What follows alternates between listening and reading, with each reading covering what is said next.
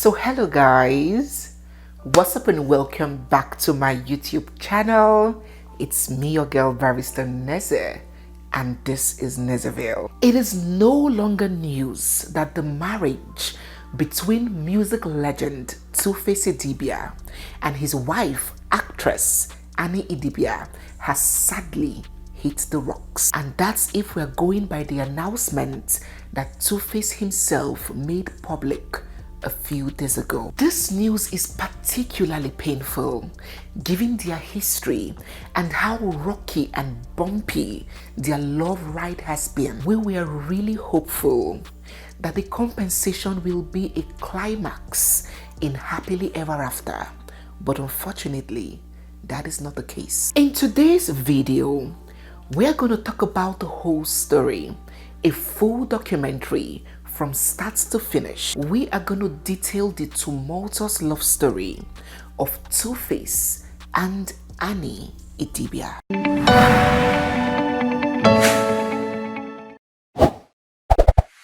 Innocent Uja IDIBIA, popularly known as Twoface or Twobaba, is one of Nigeria's most celebrated, most decorated, and most successful musicians. He is one of the pioneers of present-day Afro-pop. This Benue State indigene was born on the 18th of September 1975 in Jos, Plateau State. He comes from a very large family of 10. His parents and 7 siblings.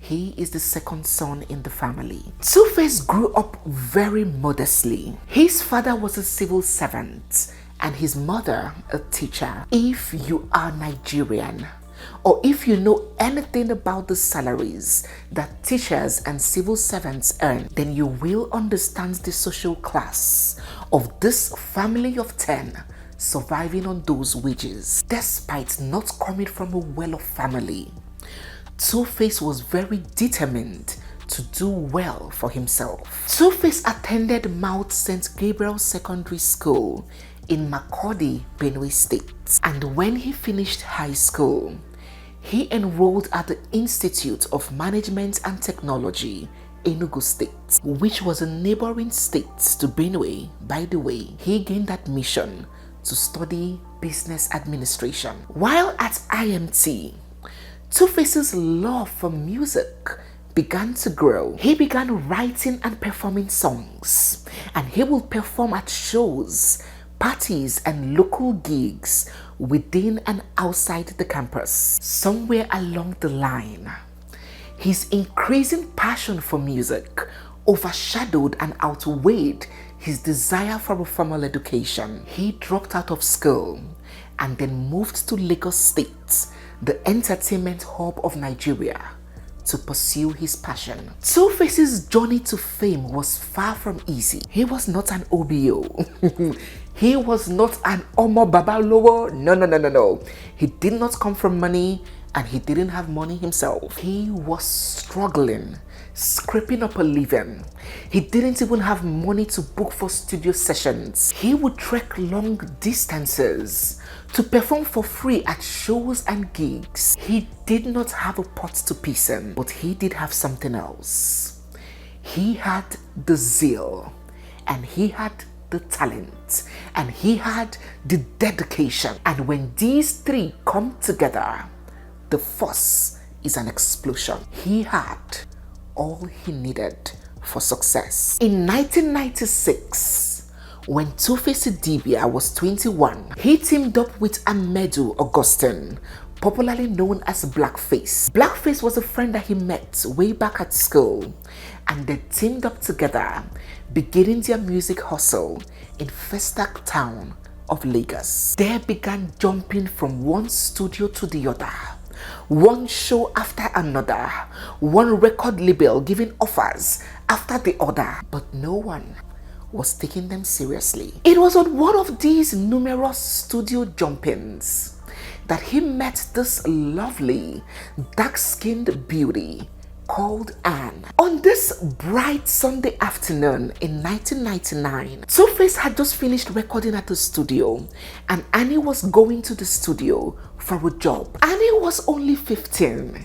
She had just finished secondary school. You met your husband as a teenager. That's right.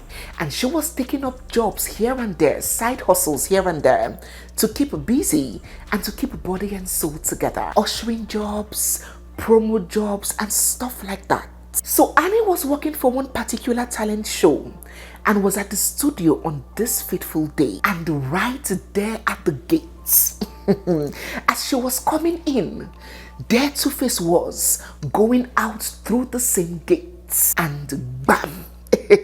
Electricity on a very high frequency. Electricity vibes on a frequency. It was just like Indian film. The voltage, the Fahrenheit, the Celsius, everything was magnetic. And there was this connection.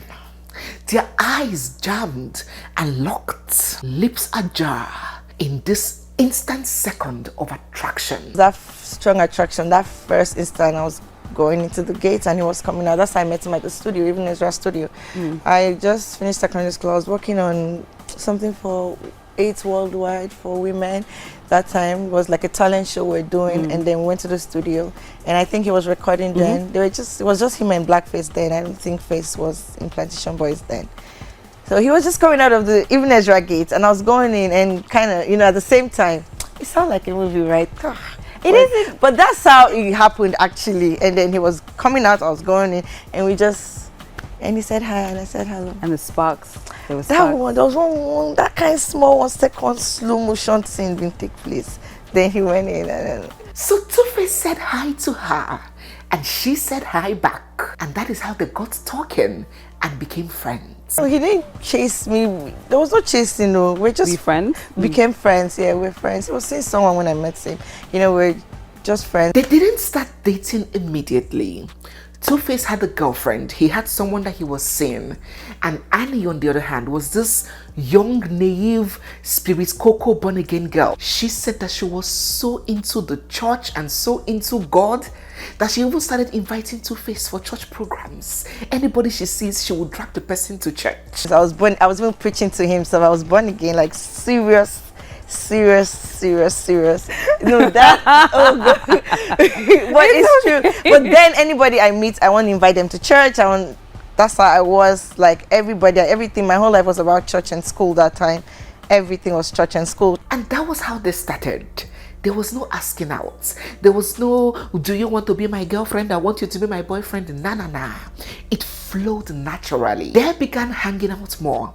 And before they knew it, they were in love. They had started a relationship. When Annie's parents, not parents. Annie was raised by her single mother. Annie and all her siblings were raised by their mother alone. My parents were separated and my mom raised all of us, So when Annie's mother got wind of the information, the news, that her young little child was hanging around this rascal, oh my God, all hell was let loose. I remember your mom used to say, sit down at home, don't follow this boy. If I was young. And then, of course, every mom would want to try to protect their teenage daughter and all that. So yeah, that was what happened with him. But I used to really hide him a lot because, I was a teenager. Now I said rascal, right? I'll tell you what. Doing music or identifying as a musician back in the 80s and in the early 90s was nothing like identifying as a musician in present day 2025. In fact, if you tell your parents, your mother, if they're here, if you tell them that you want to be a musician, oh my God, your mother will take herself and fling on the floor and start crying that her enemies have finally got her. Musicians, models, actors and actresses, they were seen as professions reserved for hooligans, for radicals, for street urchins, and for school dropouts. These professions were viewed as professions that people that don't know book, people that could not stay in school, people that were too rascally to stay in school and put their head down to study, eventually fall to. You palm your hair, me shigi jerry coil your hair, na mu goof, onye goof, ne zuzu, na gagari.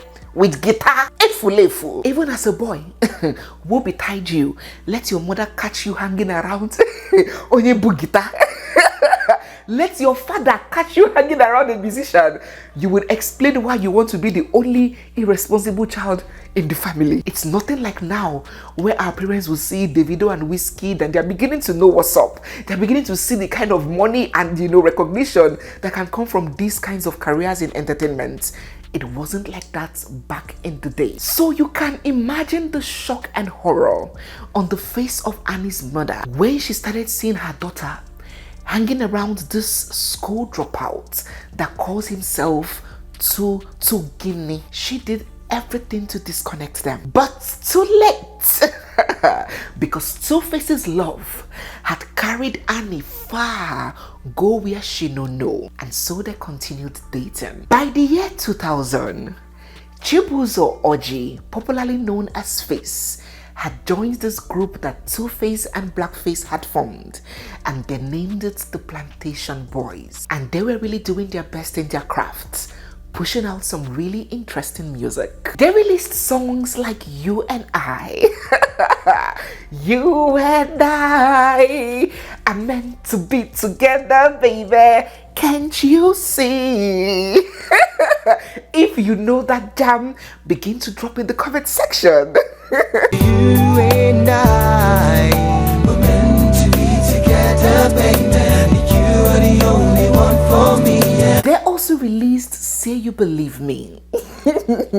Say you believe me when I tell you are the one for me. And if you believe me, say you believe me when I say you mean the world to me. Baby, believe me when I say that you ain't matter for my life. they became our very own Westlife and Backstreet Boys, and they began gaining momentum little by little. Annie, on the other hand, gained admission to study computer science, a course that she said she did just to please mama. Her true interest and passion lied in the arts. So after her first degree, she enrolled at the University of Lagos to study theatre arts. And while she schooled, she was still working part-time. She would take ushering jobs over the weekend, and she even worked as a sales girl.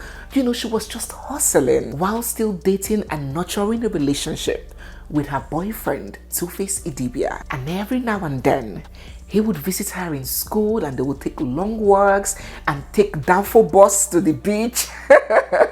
They would take Danfo bus to the beach and go to Mr. Biggs and chill out. They were growing in their relationship. Twoface's music career piloted to the skies in 2004 when the music group Plantation Boys disbanded and he took up on his own solo music career. He got signed up under Kenny's Music, and then he launched his debut album, Face to Face, and hit songs were oozing everywhere from it. It had Mfene Bawa on it. Mfene Bawa home, never give another man yawa ho. Cause I tell you, say Mfene Bawa ho, cause I get my conscience by my side. So the reason why I say Flavor is that I got my conscience by my side, got peace of mind. It had Ole. I'm calling you Ole, cause you stole my heart away. If you know these songs, begin to drop down in the comment section which of these songs were your favorites on the Face to Face album. I am calling you Ole, cause you stole my heart away. You really, really want me so, then baby, you should let me know. Every one of them were a hit back to back. And then there was You Know Holy Pass. Oh, You Know Holy Pass, my brother. Some people be acting like they know it all, when everybody knows the people rise and fall. So if you want to criticize me, talk small, cause you know only pass my brother. And there was Keep on Rocking. Catch the vibes and get the feeling. What I have is what I'm giving. Catch the vibe and get the feeling. I'm really gonna try to keep it alive all night. And of course, there was the one and the only, the extraordinary, the record-breaking, and the song that paved the way for Twoface IDIBIA, There Was African Queen, which featured his longtime girlfriend, Annie. You are my African queen, the girl of my dreams, and that is the African beauty. This album became a commercial success across Africa and beyond. This Africa Queen track particularly gained global recognition, featuring in the Hollywood movie Fat Girls and earning numerous awards. 2 years after Face to Face in 2006, he quickly followed with Grass to Grace, and believe me, he was not speaking figuratively. Twoface had indeed gone from grass to grace. This album solidified his reputation as Africa's new icon. It featured hit songs like, for instance, say I be the one where they make plans. For instance, say I be the one where them give chance. Them no one knows every day them they use us, they play. Drop in the comment section again which was your favorite track on the second album. It had One Love. All we need is one love. You guys are gonna pay me for this. You guys, you better pay me for this free performance that I'm giving you today. All we need is one love. One love. See, that album also had See Me So. As you see me so, I no send you. But that's what no mean say I know they wish you well, yo. I mind my own business and I don't give a shit, but I still they feel you.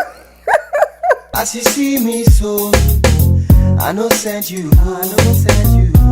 I mind my own business and I don't give a shit, but I still they feel you. Oh, hey, and so another 2 years later, Twoface released his third studio album, Unstoppable. By now, he had left Kenny's Music and he had floated his own record label, Hypertech Music. That album featured Enter the Place.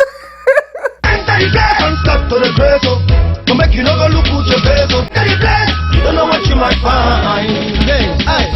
This man was on a roll. The awards and recognition were overpouring. He won the MTV Africa Music Awards in the category of Best Male Artist and another in the Artist of the Year category. He won the Best International Acts Africa at the BET Awards, making him the first Nigerian to win a BET Awards. He won the Best Africa Music Video for Africa Queen at the Channel O Music Video Awards, and then he won the Album of the Year and the Artist of the Year at the Headies Awards. This guy was releasing hits back to back as though they were going out of fashion. There was Implication, Asai Columbia sister. Asai Columbia sister, Asai Tasi Deborah. That's because say I get ya, Olo and The guy was good, and there was no single doubt about it. In 2012, he blessed us with the Away and Beyond album, and it also came with several hits per usual. It had Dance Floor and of course Rainbow, which he says was a dedication to his beautiful girlfriend. You're my star, you are my rainbow. Twoface IDIBIA was nobody's mate. That hungry looking, long-necked, impoverished dropout that people looked at and saw as a pathetic failure had now become one of the most successful people in entertainment to ever come out of Africa. The brand endorsement deals were pouring in. He became the face of Guinness, the face of telecommunications giant Glo, and then the face of Campari. He went on to become the face of Star Lager Beer, and let us not even mention Oraimo. We have run out of fingers to count. He became a United Nations ambassador and got inducted into the Nigerian Music Hall of Fame. He was a huge mentor and a source of inspiration to millions of young boys, to plenty of stars that came after him, including Wizkid, Davido, and the likes. Twoface IDIBIA is an authority and one of the greatest music icons ever. And now you may ask, what about his love life? What about his relationship with his longtime sweetheart who started with him from very little beginnings when he had nothing, when she was only 15? What about them? Perhaps they should be married by now with children. What is the status?